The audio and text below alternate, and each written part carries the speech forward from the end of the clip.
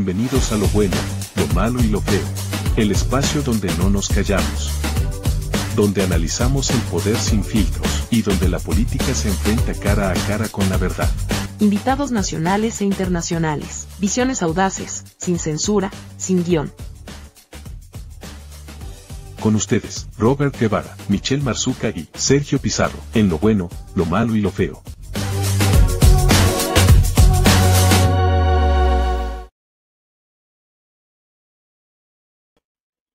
¿Cómo están, muchachos? Una vez más aquí en Lo Bueno, Lo Malo y Lo Feo. ¿Cómo estás, Sergio? ¿Cómo estás, Michelle?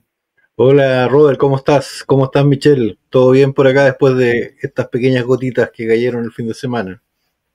Ah, sí, pues. Esas son bendiciones de la divinidad. Aquí estamos muy bien. Aquí en donde estoy cayó poquita agua, pero Santiago, la verdad, estuvo muy mojadito, muy regadito. Muy bien. Los veo bien a los dos. Muchas gracias, Michelle, muchas gracias.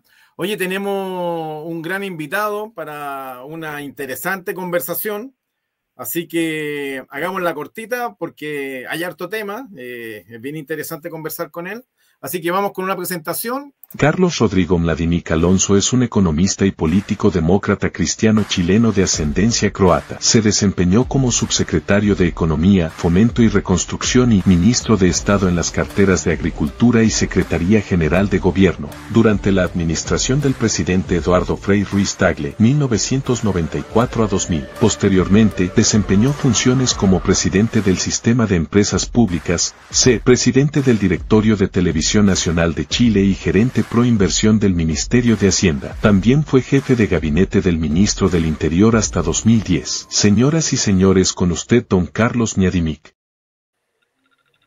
Hola, Carlos Mladinic. ¿Cómo estás, Carlos? Saludarlos. Gracias, Carlos. ¿Cómo estás tú? Para poder seguir esta conversación, saber quién es el bueno, quién es el malo y quién es el feo. Hoy día no hicimos la tómbola, Carlos, pero nos vamos a ir. A mí yo diría el feo y el feo, porque malos no son ninguno, son gente buena. Gracias por tu piropo. Un gusto verte después de tanto tiempo, Carlos. Bienvenido al programa. Un gusto. Sí. No digamos cuántos años, Michelle, no digamos. No, sí, pues. Eso es verdad. A esta altura de la vida hay que respetar, hay que mirar para adelante nomás, pues, no mirar para atrás. Exactamente. Oye, Carlos, queríamos saber cómo estás tú, qué estás haciendo, cómo van las cosas. No, estoy muy bien, muy contento. Estoy dedicado básicamente a temas de la profesión. Yo soy director de varias compañías. Y además de hace un par de años soy miembro de una comisión experta con otros ingenieros y con algunos expertos en educación que nos toca la tarea de revisar las propuestas que hace el Ministerio de Educación respecto a los aranceles de las universidades acogidas al sistema de gratuidad. Como saben ustedes, y bien lo dijo alguna vez don Milton Friedman, no existen los almuerzos gratis, así que esto de que la universidad sea gratis es un decir, alguien la paga. Y en Chile obviamente la paga el Estado, pero la paga de acuerdo a un arancel que determina para cada grupo de carrera y grupo de universidades. Y lo hace basado en estudios de costos de esas carreras de esas universidades. Y yo formo parte de esta comisión que tiene que revisar estas propuestas de aranceles que hacen las universidades con algunas normas muy rígidas que determina la propia ley por las cuales nos podemos guiar. Así que en eso dedico buena parte de mi tiempo y el resto, bueno, trato siempre de leer, mantenerme al día en los temas económicos, en los temas internacionales, dedico algo de tiempo a escribir, así que tengo bien ocupado el día y muy contento, la verdad. Tus últimas columnas en El Mostrador han sido bastante certeras. Ahí he leído, digamos, como lo conversaba con Federico Joanón, el director del Mostrador, la verdad que debería agradecerle a Donald Trump porque me ha significado dar manija para un montón de artículos, que la verdad es bien complicado lo que está pasando en Estados Unidos. A mí me tocó vivir hace algunos años atrás por un periodo, fui a vivir a Estados Unidos, y cuesta mucho pensar que esto está pasando en ese país, digamos.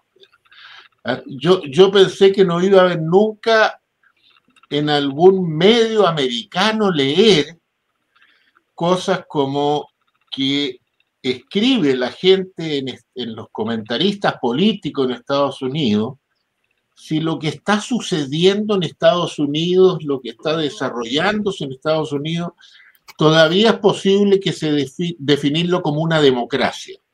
O si no es una democracia deteriorada como se han deteriorado democracias aquí en América Latina o en algunos lugares de Europa. Y uno no hubiera pensado eso en Estados Unidos, pero cuando tienes un presidente que pasa a llevar disposiciones judiciales, utiliza un poder absoluto y un Congreso que le permite hacer todo lo que él quiere, es complejo. Vamos a ver qué nos depara ese país en los próximos meses. Ahora, una pregunta, Carlos, en el contexto que tú planteas respecto al tema del fortalecimiento de la democracia, es complicado cómo pudiera afectar, digamos, o irradiar ese germen de autoritarismo alguna región como la nuestra, que de alguna manera lo tienen como faro y como visión. O sea, por cierto, o sea, cuando tú tienes una democracia, tal vez la más antigua de las que conocemos, digamos, y empieza a mostrar estas grietas que queda para el resto, digamos, y sobre todo que hay mucha gente, lo vimos en la última encuesta del CEP, o sea, ya cuando la gente tiene que elegir entre seguridad y democracia y le dicen, oiga, mire, y si se pierde un poquito de libertad con tal de dar más seguridad, no les importa. Ahora, esas respuestas normalmente cambian violentamente cuando la libertad que se afecta es de la persona que está respondiendo la encuesta. O sea, a una persona le preguntan en una encuesta, mire, ¿usted estaría dispuesto a sacrificar parte de la libertad por más seguridad? Y dice, por supuesto. Ahora, nunca piensa que la libertad que se puede sacrificar es la de él. Y que puede terminar con un hijo preso, con él preso, con sus teléfonos intervenidos. No, siempre piensa que eso le pasa a gente que es mala, que obviamente él se define como bueno, entonces a él no le va a pasar. Eso pasa en cualquier país que empieza a dejar de ser definido por normas y por normas escritas y que tienen contestatario, es decir, que siempre tiene alguien al frente que puede oponerse a esas normas y un poder independiente que cuando hay esta competencia resuelve en favor de uno y otro de acuerdo a normas conocidas, en fin, pero cuando no, empezamos a degradar y uno ve que aquí en Chile, la otra vez creo que salía un líder más o menos el más grande, era el presidente de El Salvador, que es un tipo que obviamente tiene más características de dictador que de un demócrata. Como son los dictadores de este tiempo, ya no tenemos nosotros dictaduras casi que vienen de un golpe de Estado, sino de una degradación lenta de la democracia, en que empieza a coaptar las instituciones, empiezan a coaptar los parlamentos, empiezan a coaptar los tribunales de justicia, empieza a no respetarse la libertad de opinión, empieza a ver cualquier adversario político, empieza a verse como un enemigo, y eso empieza a degradar la democracia y termina en lo que estamos viendo en varios países de Europa, en lo que estamos viendo hace rato ya en muchos lugares en América Latina. Carlos, ¿y tú ves algo de eso en nuestro país, en lo que podríamos algunos denominar una democracia perfectible o, mirado desde el otro ángulo contrario, una democracia imperfecta aún?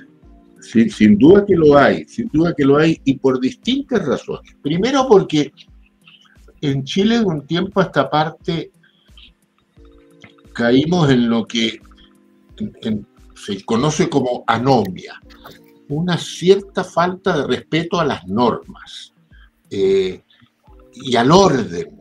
Y eso va degradando la democracia hasta donde de no aceptar la autoridad de un carabinero, la autoridad de un jefe, la autoridad de un profesor en una sala de clases, en esta cosa media gritona de hoy aquí somos todos iguales, somos todos esto, pero que es una forma como decir, aquí nadie manda a nadie. Todos somos iguales, nadie me manda a mí. Y no, en las sociedades hay jerarquías y hay órdenes. En las salas de clase, ¿ya? Manda el profesor, ¿ya? Y el profesor califica mejor al que estudió y sacó mejor nota, no al más popular del curso. La sala de clase no es un ejercicio democrático, ¿ya? Es un ejercicio meritocrático. En una sala de clase, el mejor calificado, el que más estudió y el que más sacó nota, y no el que es más popular dentro de sus compañeros. Y entender esa jerarquía, que obviamente cualquier tipo que ejerce la jerarquía la debe ejercer con respeto, un profesor le debe respeto a sus alumnos, pero es jerárquicamente superior a sus alumnos. Y esto se va perdiendo. Un carabinero no es que sea un ser humano superior a otro ser humano, pero está dotado por la sociedad, porque así no funcionamos nosotros, le entregamos cierto poder para que el tipo ejerza autoridad y pueda ordenar el tránsito, ordenar la salida de gente de un estadio, pedir esto, y que uno tiene que respetar. Si se empiezan a perder esas normas, es muy complejo. Cuando se habla de las reglas de uso de la fuerza y toda esta discusión que hemos conocido en el último tiempo en el Parlamento, las reglas del uso de la fuerza tienen dos razones. Primero, existen porque en democracia el monopolio del uso de la fuerza está en el Estado. Y está en el Estado, y a esta palabra todo el mundo se asusta cuando se usa, para reprimir a quienes no cumplen con las normas que la sociedad en conjunto se puso de acuerdo en tener. Pero entonces tenemos, como sociedad, decimos, el Estado tiene el monopolio del uso de la fuerza y solo él puede reprimir a aquellos que se salen del cumplimiento de esas normas. Pero tiene que hacerlo en base a ciertas reglas. Y esas reglas del uso de la fuerza tienen doble objetivo. El objetivo que aquellos que usan la fuerza, en este caso las fuerzas policiales, o incluso las fuerzas armadas en caso de conflictos externos, tienen que cumplirla siguiendo ciertos parámetros, ¿ya? Porque no pueden usarla a su ardito, tienen que cumplir ciertos parámetros. Pero la otra razón para que existan esas reglas de uso de la fuerza, ¿sí? Mire, si usted usa la fuerza de acuerdo a estas normas escritas, usted no puede ser imputado. O sea, si un policía haciendo uso correcto de las reglas de uso de la fuerza, ¿cierto?, termina pidiendo, matando probablemente a una persona que se está saliendo de ese cumplimiento de las normas, pero lo hace estrictamente siguiendo ese protocolo de regla de uso de la fuerza, ese policía no pudiera ser imputado. Estas son las reglas del uso de la fuerza, no aquí en Chile, en cualquier parte, en cualquier democracia moderna del mundo. Las reglas tienen esas dos razones. Primero, señor, usted no puede, porque tiene el monopolio del uso de la fuerza, andar disparando a tonta y loca, hacer lo que quiere, ¿cierto? Y tiene escalas, ¿cierto? Mire, señor, usted es policía y ve que alguien está haciendo... Mire, primero usted tendrá que llamarle la atención, después tendrá, voy a inventar, disparar al aire, después tendrá que usar una tonto de goma, bueno, y finalmente va escalando. Y eso se escribe y tiene estas dos cosas. Decir cómo se tiene que hacer, pero también proteger al representante de la autoridad que usa la fuerza en caso que la use y que no pueda ser imputado por cumplir su pega. Esa es la razón. Bueno, y esto lo hemos perdiendo en Chile. Y, ojo, tenemos una democracia que ha quedado debilitada y que hoy día tenemos en muchos lugares, lamentablemente, que el crimen organizado tiene verdaderos mini estados, digamos, eso que veía yo el otro día en el barrio Meix, es realmente preocupante, realmente preocupante. Así es, porque hoy día hay una situación respecto de una composición social que ha ido modificándose a lo largo de los últimos 10 años, o un poquito más a lo mejor, pero los últimos 10 años han sido muy decidores respecto de que cierta migración ha hecho, digamos, un abuso respecto de el desenvolverse en otro espacio, en otra sociedad, en otro suelo, para poder sobrevivir. Y ahí, básicamente, la sociedad civil ha quedado de brazos cruzados. Hemos visto un montón de situaciones de importación no tradicional, como los motochorros y otro tipo de personajes, delincuentes, que vienen o que han crecido en una sociedad que los ha llevado a eso, básicamente. Y ahí la RUF o regla de uso de la fuerza en otros estados tienen otra connotación. Y aquí como que se dan un festín a propósito que hay cierta, como tú decías, ¿cómo dijiste el término? Anomia, ¿cierto? A lo que es hoy día la autoridad.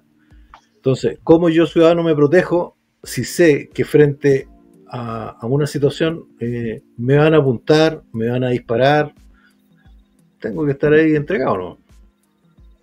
Entonces ahí es donde de alguna manera uno echa de menos, digamos, que el criterio, no sé, en la formación puede haber algo respecto del uso de la fuerza, porque no conozco las mallas en particular, pero me imagino que durante algún tiempo han ido cambiando con el sentido respecto de los derechos humanos, por ejemplo, un enfoque demasiado permisivo en ese sentido, a propósito, digamos, de esas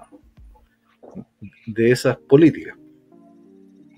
Sí, lo que pasa que, a ver, la gracia que tiene la labor que debe cumplir la policía en un régimen democrático es, siguiendo la regla de uso de la fuerza, usar la fuerza que le otorga la democracia como monopolio en el uso de las armas y reprimir a nombre del Estado cuando corresponde y hacerlo estrictamente respetando los derechos humanos. Y esto no es una cosa tan difícil, si esto existe en cualquier parte del mundo. Lo que pasa que aquí a alguien le gusta de repente participar en lo que supuestamente parte como una protesta pacífica, terminan rompiendo todos los semáforos en una esquina, entrando a robar una tienda, y llega una policía, los reprime,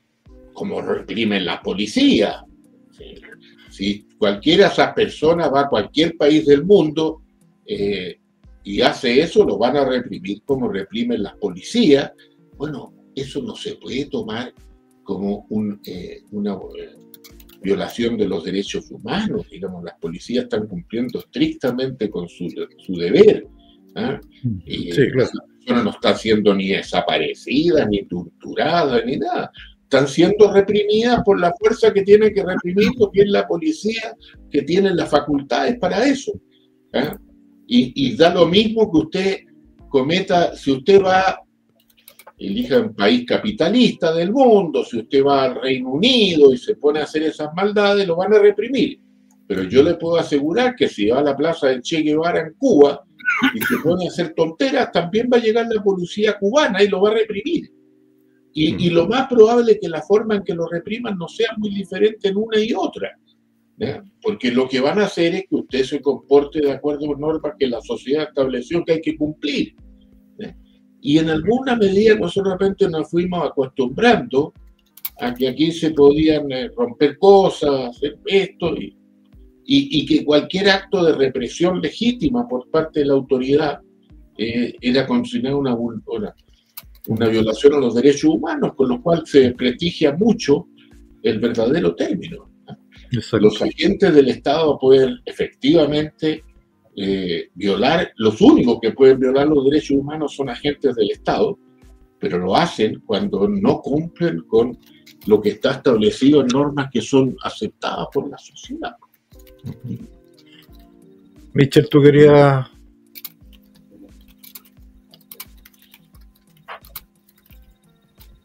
¿Estás escuchando, Michel? No, no lo escuchamos.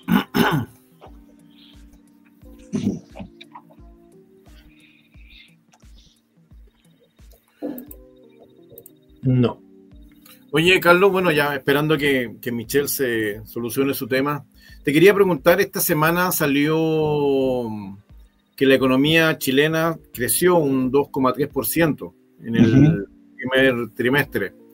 ¿Eso se anticipaba? ¿Se esperaba algo así? Yo diría que se esperaba algo menos.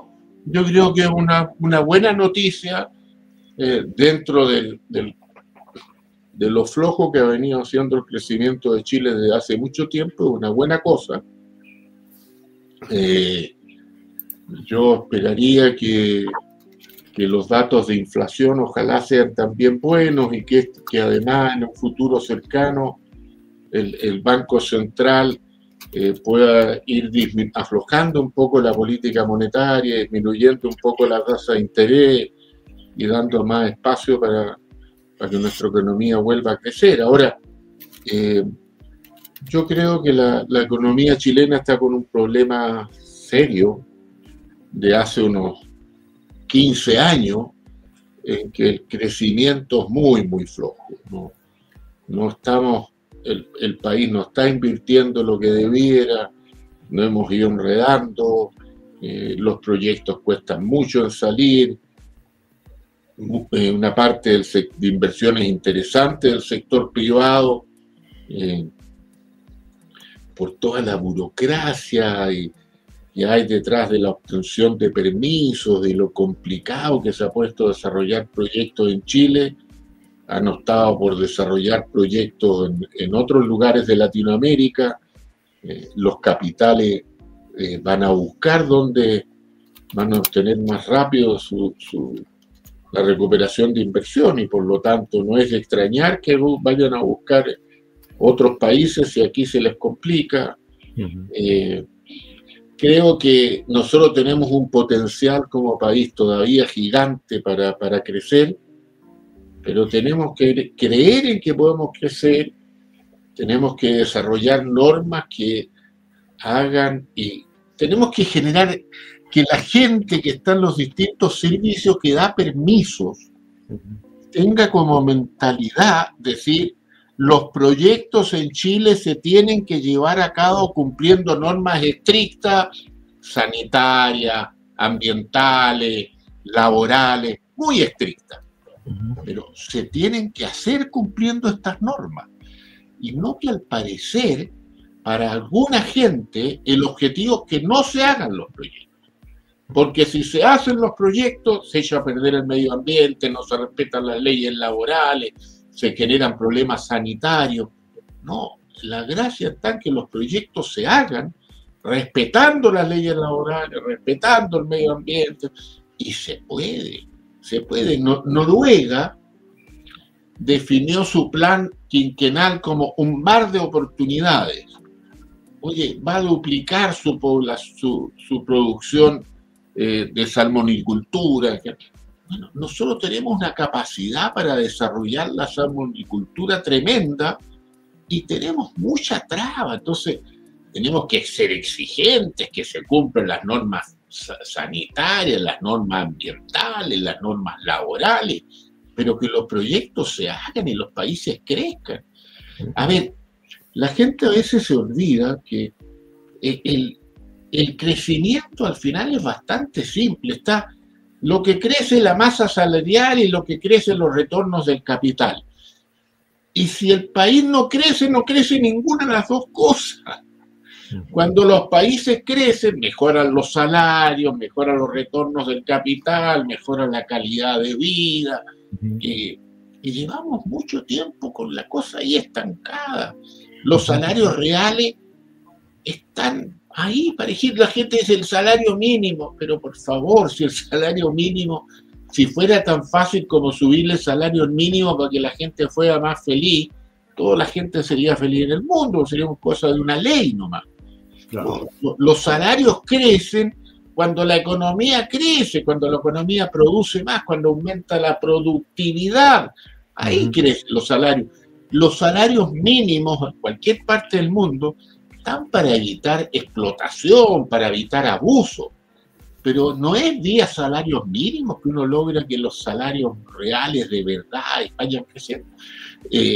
Nosotros hemos sin duda mejorado el salario mínimo, pero si usted mira para atrás en los últimos años, los salarios reales no es que hayan crecido en enormidad, porque no crecen si la economía no crece. Tampoco las utilidades empresariales, por lo demás, sí.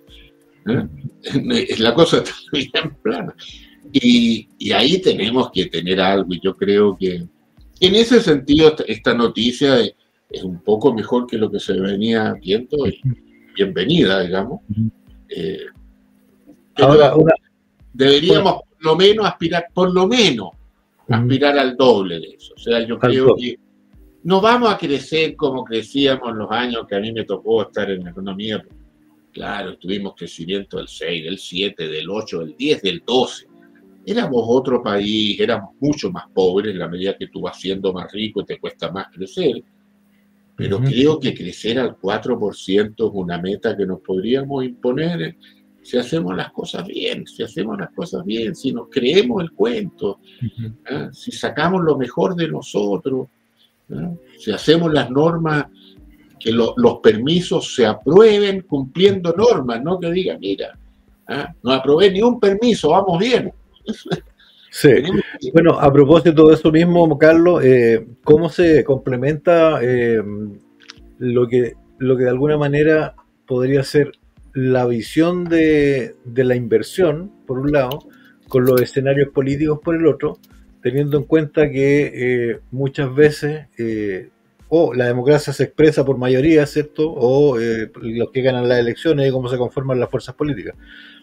Y como que el capital de alguna manera a veces no tiene, digamos, la misma mirada para tener la voluntad de invertir por un lado en esas circunstancias. Lo que yo te estoy mencionando requiere de un acuerdo mucho más allá de la competencia política electoral inmediata. Es muy común ver gente de derecha decir una frase que además no tiene ninguna base empírica sólida. Es decir, mira, esperemos que el próximo gobierno gane un gobierno de derecha, entonces ahí Chile va a empezar a crecer. Si uno esa experiencia la vivimos de los últimos 15 años, 8 han gobernado la derecha. Y en esos 8 años, si vemos, oye, el país creció mucho más, fue una cosa muy distinta, no es verdad, no es verdad. ¿Cuándo Chile creció mucho más? ¿Cuándo Chile? Cuando se lograron acuerdos más amplios, más amplios. Los gobiernos de la concertación, no solo porque tenían el apoyo de la concertación, sino porque en alguna medida lograron el Parlamento hacer propuestas que convocaron más allá de la propia concertación, ¿ya?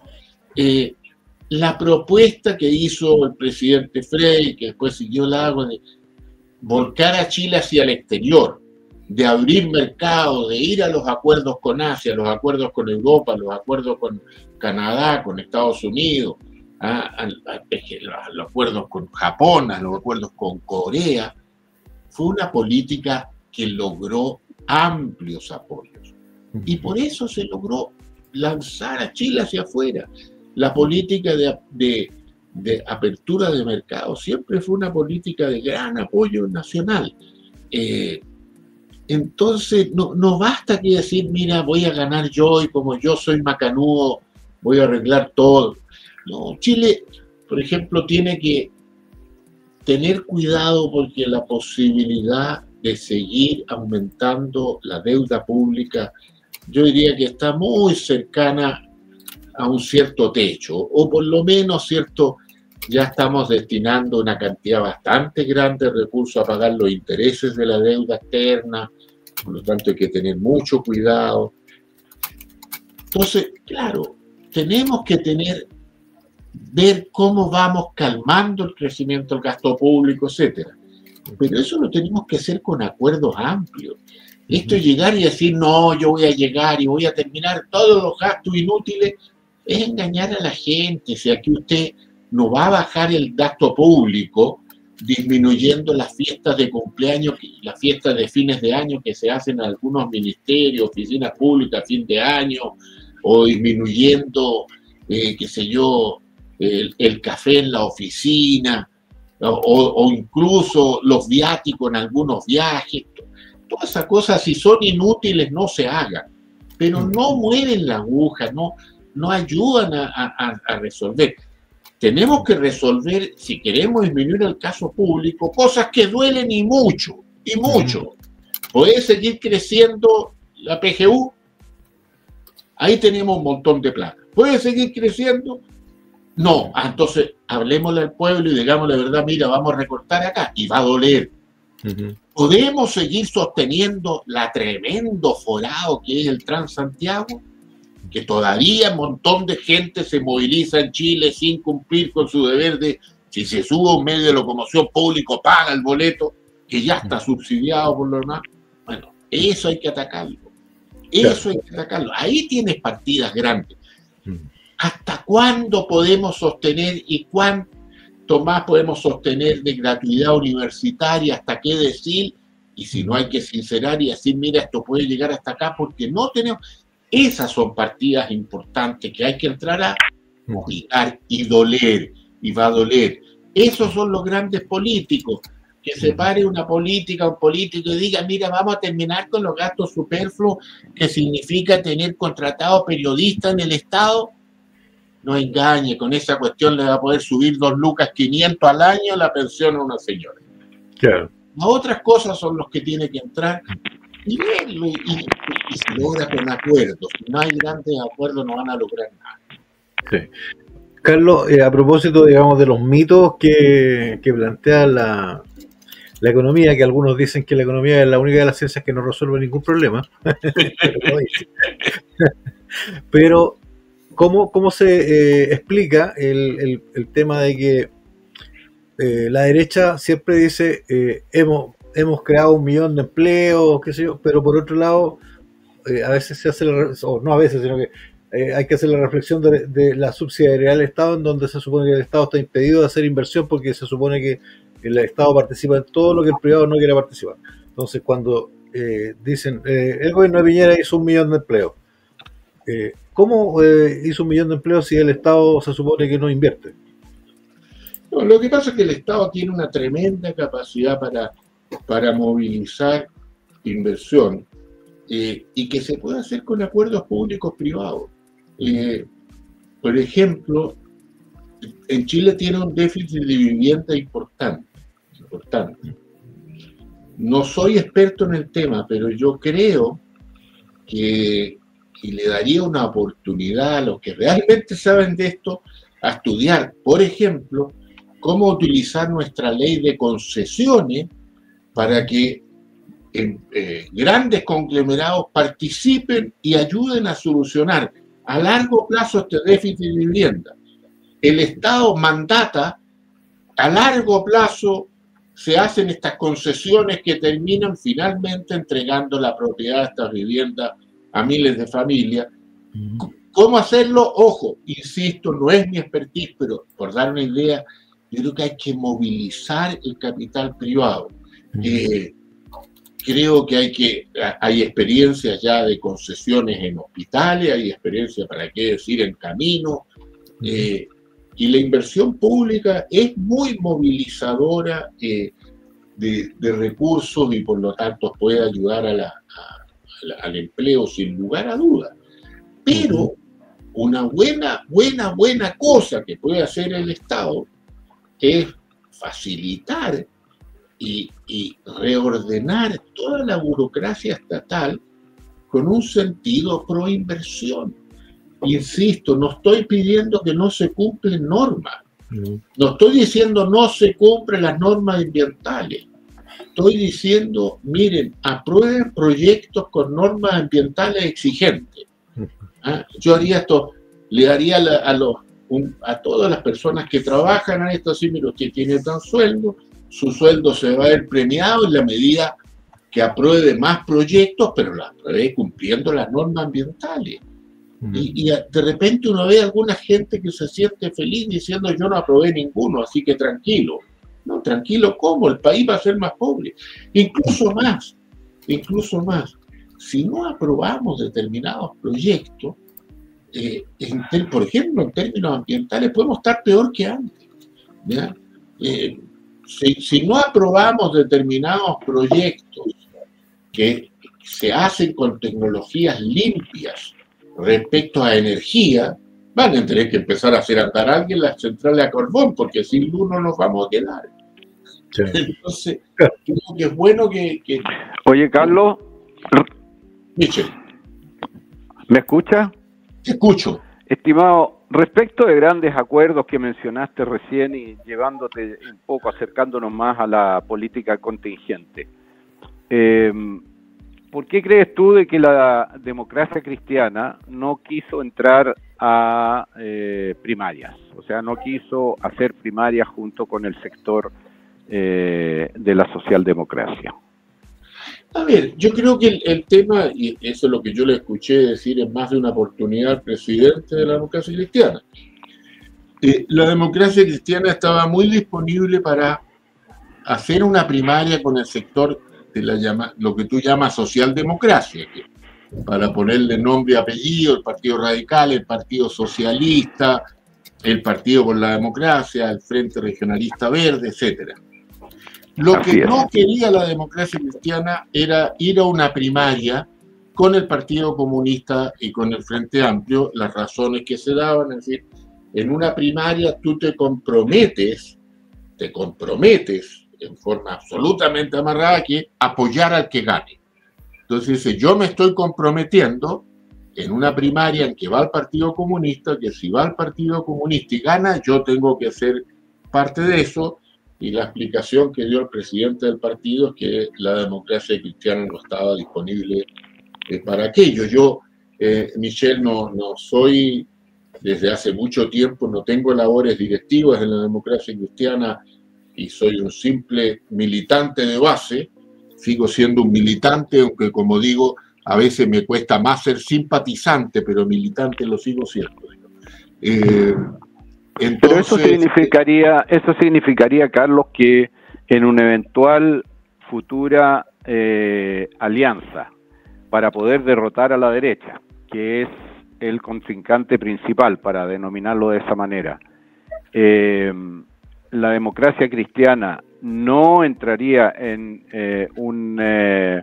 llamémoslo, en un conglomerado, no participaría de un conglomerado con compromisos, con un programa, toda vez que el Frente Amplio y el Partido Comunista se sumen junto con los partidos del llamado socialismo democrático, y podríamos poner en riesgo con ellos, solo para terminar la frase, y poniendo en riesgo un triunfo de la izquierda para cederle el paso a la derecha. A ver, que yo creo, Michel, de verdad que, a ver, nosotros no podemos dejar la política en un juego de trincheras, en que por un lado tenemos en la derecha, y uno ve mucha gente que escribe y critica esta dispersión entre Kaiser, Kass y Matei, incluyendo en Chile el propietario del Mercurio, que es cierto, ha tenido editoriales sobre esto, lo complicado de esta dispersión, porque se puede perder la oportunidad de la derecha, que se iba a ganar en primera vuelta, etc.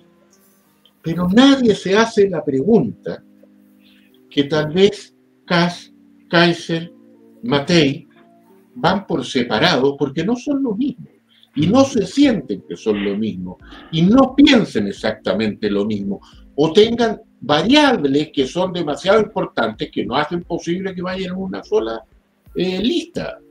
Eso puede pasar también al otro lado del espectro.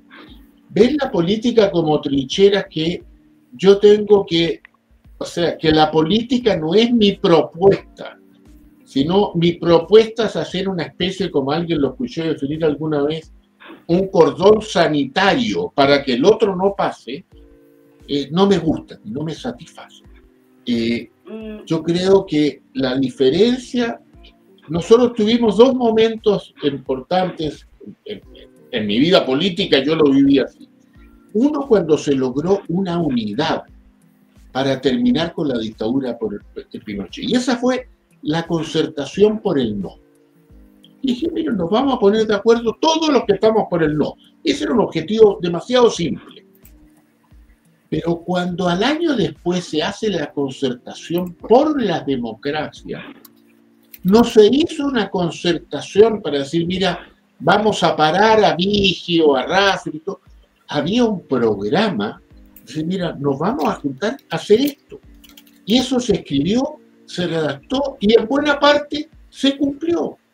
Eso es lo que nos falta. Pero si yo voy a estar con cualquier cosa que diga, mira, oye, aquí tenemos, esto es lo que queremos construir, este es el país que queremos tener en el corto plazo, en el mediano plazo, en el largo plazo, pero es muy poca cosa motivar, por lo menos a mí, para decir, mira, ¿cuál es la motivación que no gane el otro?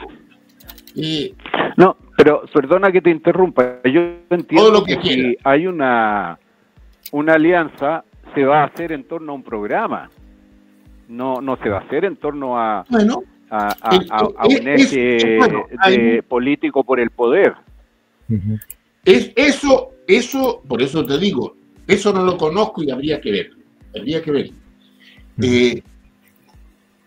En algunas cosas yo veo difícil, esa es mi opinión, pero puede cambiarse, me la muestran lo contrario, como digo. Difícil una alianza en un arco tan amplio que vaya del Partido Comunista hasta no sé quién, digamos. Hace tiempo atrás, leí, después del último congreso del Partido Comunista, o Comité Central, no lo sé, el presidente del Partido Comunista dio a conocer unos planteamientos económicos que yo no los compartía. Yo soy un hombre que respeto el derecho que tiene toda persona a opinar de cualquier tema. Ahora, yo me guardo el derecho a decir que, como digo, yo respeto a todas las personas que opinen, pero no estoy obligado a respetar la opinión que él tiene, porque puede ser muy distinta a la que yo tengo, pero espero y estaría dispuesto a luchar siempre para que él nunca pueda dejar de dar su opinión, por muy diferente que sea la mía, pero son distintos. Yo siento en una parte de nuestro Partido Comunista todavía que hay una cierta nostalgia por lo que nosotros conocimos en los años 70, 80, 60, que se dio en llamar socialismos reales, que creen que todavía el Estado puede ser el que hace empresas, lleva adelante la economía, fija precios, y hay en muchos sectores del partido, fíjate que en la discusión de la reforma previsional, la propia Janet Kennedy, su candidata, tuvo mucho fuego amigo, porque había sectores del Partido Comunista que creían que tiene que volverse un sistema de reparto.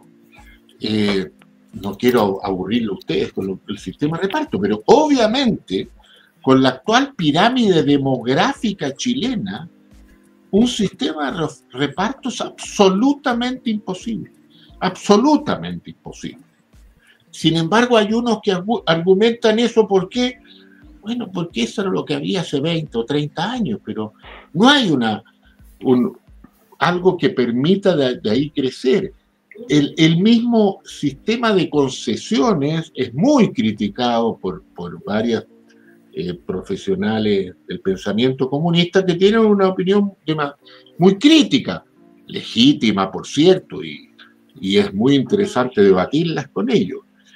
El punto está en que si tú gobiernas juntos, puedes repetir lo que le ha pasado a este gobierno. Y a este gobierno le ha costado mucho sacar adelante muchos proyectos, no por fuego enemigo, sino por fuego amigo. Por fuego amigo.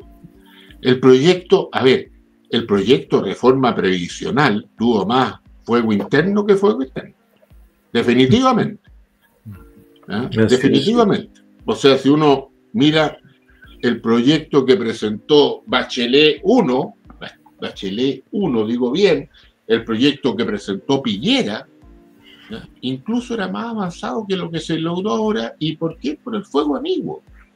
Entonces, cuando tú haces alianzas tan amplias, a ver, además tenemos un problema, Michel, que es el peor de todos, para mi juicio, que es tenemos un pésimo sistema político,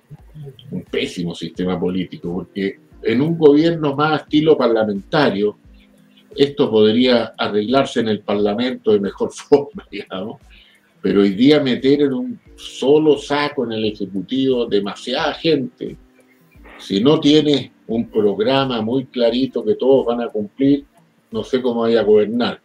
Y sin que repitamos, no, aceptemos. Eso está claro, pero yo te pongo en el escenario siguiente. Si eventualmente se une la derecha, que es lo que yo creo que la derecha va finalmente unida. Sus parámetros en algún momento van a ser los mismos. Por lo tanto, si después de, ya que no han tenido tampoco sus primarias, pero después de una primera vuelta, seguramente se van a apoyar unos con otros, cualquiera sea el ganador. Estamos viendo que Kast se está acercando, según la encuesta Cadem, por lo menos, ¿no es cierto? Se acerca en una primera vuelta a Evelyn Matei, en una segunda vuelta aparece ganando Matei. Pero en la eventualidad de que las cartas electorales jueguen a favor de la derecha y necesitara la unidad de la democracia cristiana a un proyecto más amplio.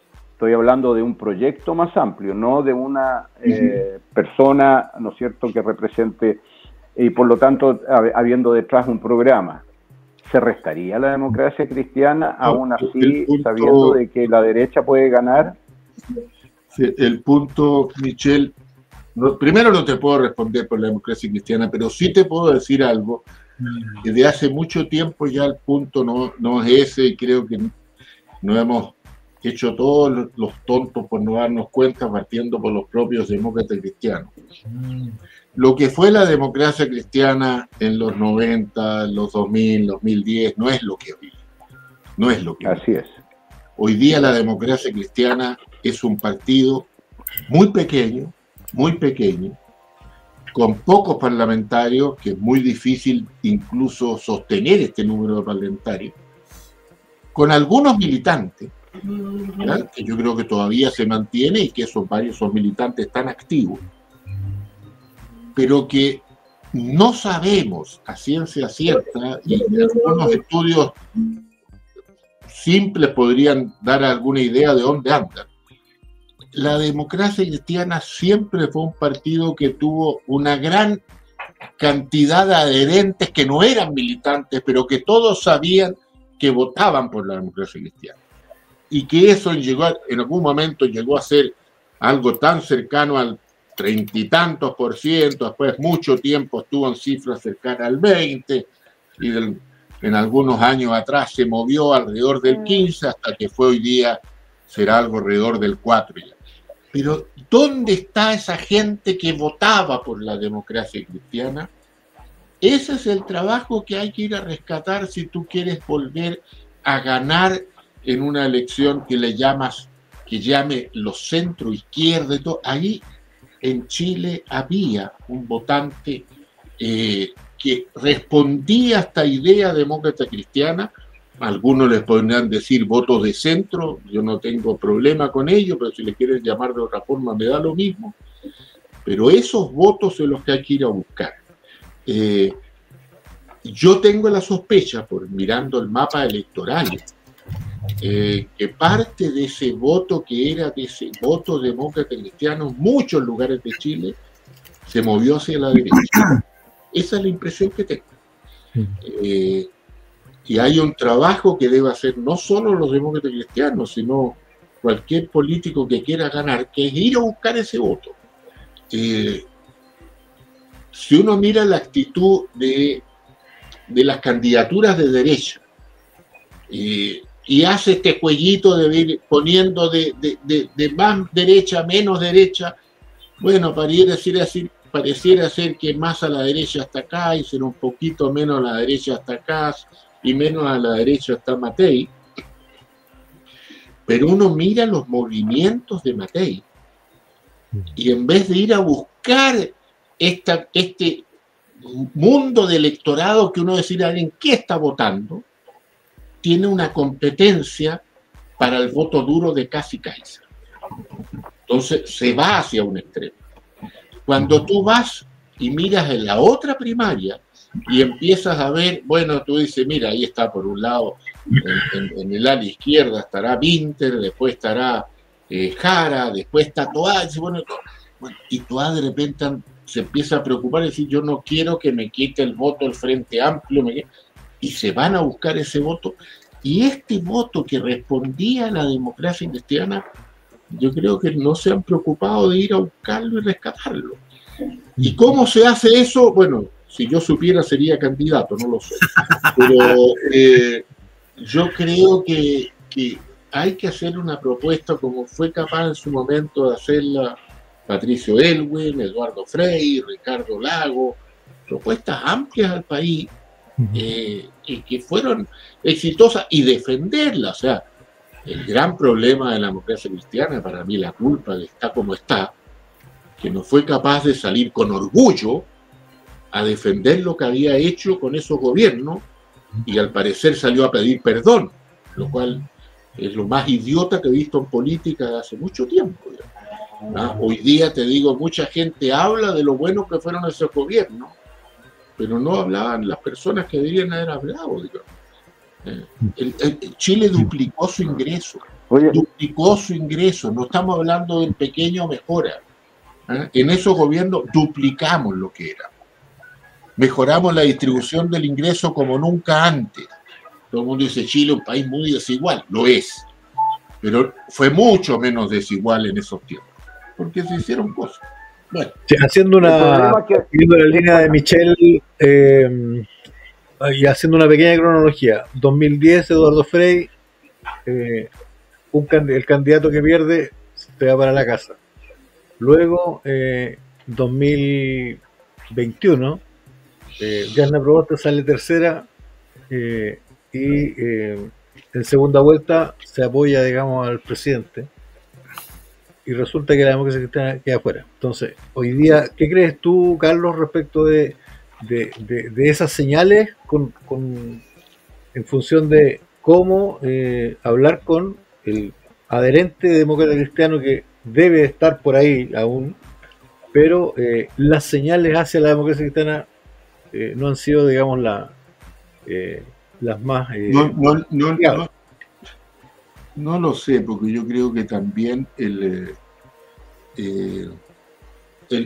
partido se dedicó durante mucho tiempo a decidir en qué alianza electoral estaba. Entonces tú ibas a las juntas de la DC y la discusión era sí, tenemos que seguir en una alianza de centro-izquierda, se hablaba, pero se habló muy poco de proyectos del país. Frei Montalva tuvo una excelente campaña el 58, sorpresivamente buena campaña, porque presentó ideas al país. La revolución en libertad, se la jugó y se presentó un programa que terminó al final apoyándolo básicamente toda la derecha, Pero Frei fue muy decir, este es mi programa y no cambio ni una coma, y lo respetó, y hizo un programa con muchos cambios, fue un excelente gobierno a mi entender. Y lo mismo logró hacer después Patricio Aylwin, presentó una idea de país, se logró una transición, las modernizaciones que hizo Frei, lo que apoyamos al gobierno de Ricardo Lagos, habían proyectos, habían cosas que se hacían. Yo creo que tenemos que volver a hacer un proyecto del país que diga, mira, vamos a hacer esto, vamos a hacer tantos caminos, tantas casas, tanta educación. Fíjense que todo el tema de la inteligencia artificial es un gran desafío, pero ¿cómo vamos a resolver el desafío si hay chicos que con todo esto de la pandemia han llegado, te digo, a una edad muy avanzada y todavía no saben leer? Y estamos hablando de inteligencia artificial, pero creo que si no recuperamos eso podemos tener retrocesos incluso, retrocesos. Chile además no crece, cuando no crece lo digo no solo económicamente, sino no crece en población, ¿cierto? Las mujeres chilenas están teniendo muy pocos hijos, por lo tanto, si no pasa nada, la población chilena va a empezar a disminuir. La familia dice enamorada más que la mujer. Por supuesto. Tienes una muy buena acotación. Pero, ¿cierto? Si no hay este crecimiento de chilenos, la única forma que esto se puede nivelar y algo arregla con migración, es un poco lo que ha ido sosteniendo la estantería en los últimos años, pero eso también nos transforma en un país muy diferente que tenemos que aprender a manejarnos.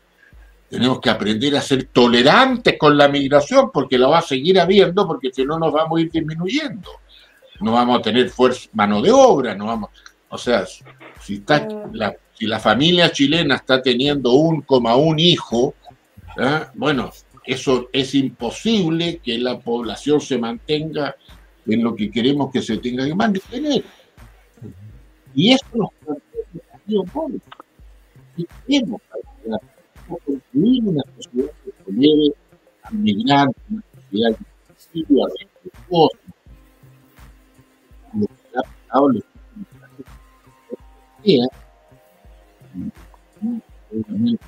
Estoy teniendo problemas, Carlos, con el audio. A ver, yo tengo... ¿Ahora se escucha? Ahí se bueno, escucha. Yo tengo algunos... Claro, yo soy de familia migrante, igual que Michelle y otros, entonces... Pero bueno, tenemos que aprender a convivir, a tolerar la migración y no transformarnos en una sociedad xenofóbica, porque si no nos vamos a quedar solos. Oye, Carlos, pero la gente en sí tiene miedo, la seguridad, y se va a los extremos, como Bukele, como Milei, ¿verdad? En el caso de Trump, por ejemplo.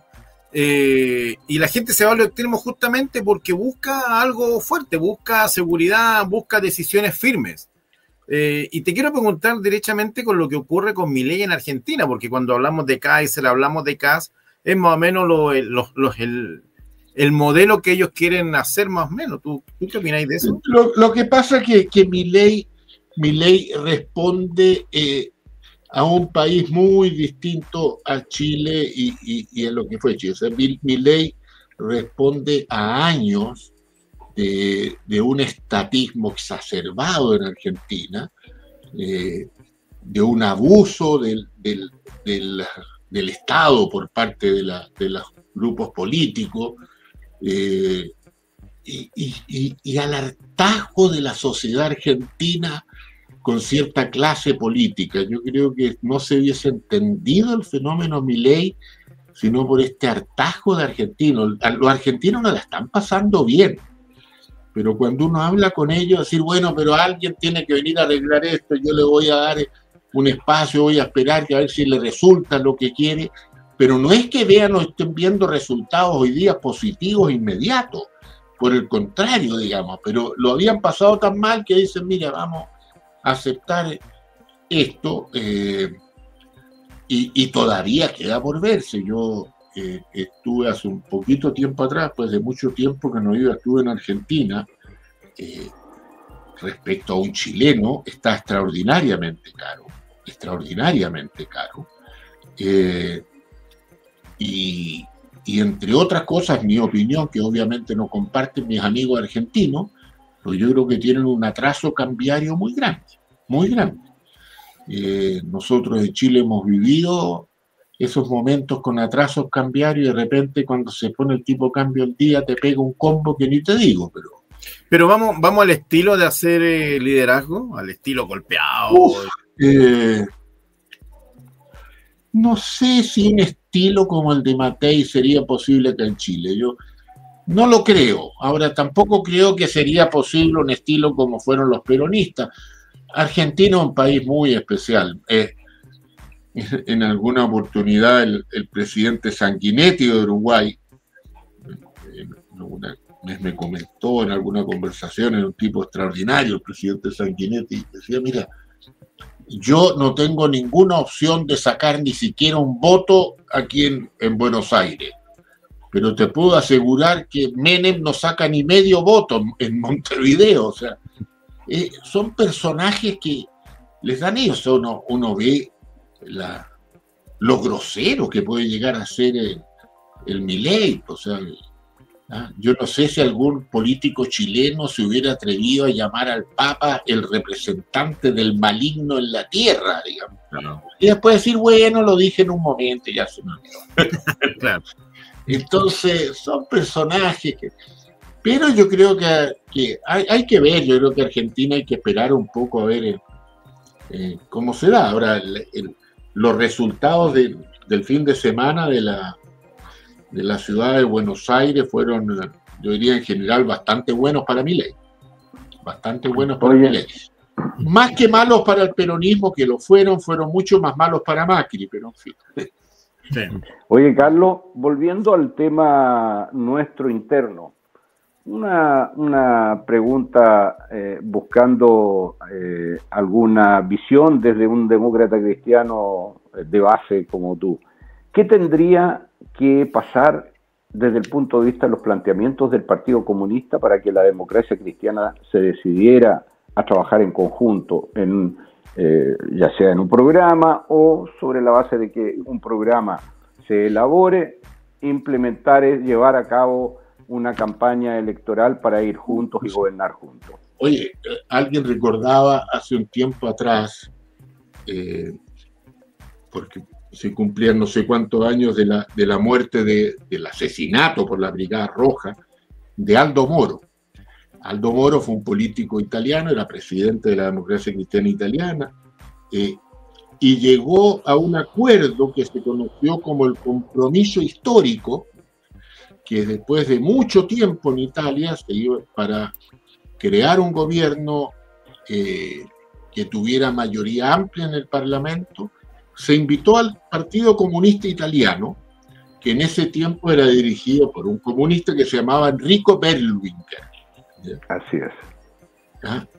Bueno, yo creo que no habría ningún inconveniente para ningún demócrata cristiano chileno llegar a un acuerdo con un comunista como Enrico Berlinguer, cierto, que fue el creador de lo que se conoció como el eurocomunismo en Europa, que cierto, primero partieron, cierto, renegando del estalinismo, cosa que ya lo habían hecho casi todos los comunistas del mundo, pero también de lo que se ha dado en llamar el marxismo-leninismo, ¿cierto? Y pasaron a ser hoy día todos esos eurocomunistas, son los que son los movimientos más bien socialdemócratas en Italia, ¿cierto? Y abandonaron lo que era el comunismo típico de los socialismos reales. Esto no lo ha hecho, y tendrán sus razones, y yo las respeto, digamos, los comunistas chilenos, ¿no?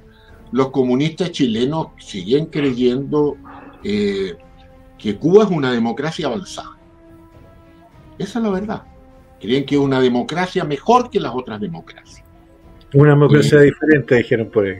Uno dijo una democracia diferente, otro habló de una democracia avanzada. Pero además creen que es un modelo paradigmático que uno podría seguir y mirar. Han hablado y han mandado saludos al partido comunista en Corea del Norte. No es Enrico Berlinguer. ¿ya? No es Enrico Berlinguer. Y también han mandado saludos y son al Partido Comunista Chino. Y el Partido Comunista Chino, en el régimen que tiene China, es un régimen estrictamente comunista, donde el Partido Comunista tiene el control del Ejecutivo, del Legislativo y fundamentalmente del Ejército, que eso es lo que sostiene a China. ¿Cuál es la diferencia de China con otros regímenes comunistas que hoy día quedan muy pocos en el mundo, que tiene la especial característica de ser un partido comunista que cree que el desarrollo económico se logra mejor aplicando un sistema capitalista? Pero en lo político sigue siendo un partido, si usted lee los acuerdos del Congreso, un partido marxista, leninista, que en esos casos ellos le agregan stalinista, maoísta, porque le ponen más adjetivo. Y estoy hablando de las resoluciones del PC chino de hace un mes, no de hace años. Yo estuve en China y el presidente Jinping dijo: nosotros somos marxistas-leninistas con peculiaridades chinas. Lo dijo. No, por eso te digo. Entonces, uno podría ponerse de acuerdo si uno quisiera en un programa, pero eso yo no lo he visto todavía. Y creo que le haría bien al país, digamos, que discutiéramos programas, discutiéramos ideas de esto, y no esta cosa de uno ve en la derecha una cuestión así, juntémonos para parar a los comunistas, porque además todo se exagera, o sea, cualquiera persona un poquito a la izquierda de Matei es considerado un ultraizquierdista, y cualquiera persona un centímetro a la derecha de Carolina Toá se define como ultraderechista. Como, no sé si ustedes se fijan que de repente ya no existen personas de derecha o izquierda, sino todos tienen que ser definidos como ultras de algo. Eso que también es una forma de denigrar al adversario. Pero en fin. Oye, amigo mío, le quiero agradecer, Carlos, muy interesante la conversación, ya hemos completado más de una hora, así que le agradecemos la experiencia y cómo se llama, y todo este rato conversando juntos, ha sido bien interesante estar contigo. Así que Sergio, Michelle, y nos gustaría cerrar con Carlos con algunas palabras de despedida. No, encantado, y oye, y la verdad que lo que uno tiene que aprovechar de esta oportunidad que nos da esto de tener estos sistemas tan abiertos de comunicación, conversar, digamos, hablar, juntarse y poder razonar en ideas. Mientras mantengamos en Chile un debate al nivel de ideas, con respeto, podemos seguir sosteniendo una democracia. Y la verdad que a veces uno echa de menos que la gente quiera transformar la política en una lucha de trincheras cuando es simplemente un debate de ideas. Yo escribí hace muy poco un artículo basándome en algo que lo escuché a un profesor polaco ya hace 30 años, porque lo escribió cuando terminó de caer el muro, digamos. Entonces hizo todo un análisis de cómo se iban a adaptar a las economías de mercado, las economías socialistas. Pero su primer capítulo habló de democracia. Y lo que ahí decía básicamente era decir, mira, la democracia se trata de saber perder. En la democracia hay elecciones, y lo importante es que cuando tú pierdas las elecciones, tengas la certeza que puedes volver a postular y ganar. En la medida que pierdes elecciones y crees que pierdes porque te la robaron, porque te faulearon, porque el otro es un tramposo y todo, la democracia se deteriora. Bueno, mientras podamos seguir concursando en política con nuestras ideas, en el futuro vamos a ganar, vamos a perder, pero podemos sostener esto que definimos como democracia en la medida que nos mantengamos así, conversando y debatiendo ideas. Muchas gracias, Sergio, muchas gracias, Roberto, y un agrado enorme de volver a juntarnos y conversar, Michelle. Muchísimas gracias. Que esté muy bien, gracias. Gracias, Carlos. Estamos en contacto. Un abrazo. Gracias. Chao. Un abrazo. Adiós, adiós. Chao, Michelle, adiós. que hasta aquí llega otro episodio de Lo Bueno, Lo Malo y Lo Feo. Les agradecemos por sintonizarnos y les invitamos a nuestro próximo programa todos los lunes a las 19 horas o volver a ver y a escuchar en nuestro canal de YouTube. Emplazando. Que tengan una excelente semana. Las opiniones vertidas en este programa son de exclusiva responsabilidad de quienes las emiten y no representan, necesariamente, el pensamiento del programa Lo Bueno, Lo Malo y Lo Feo.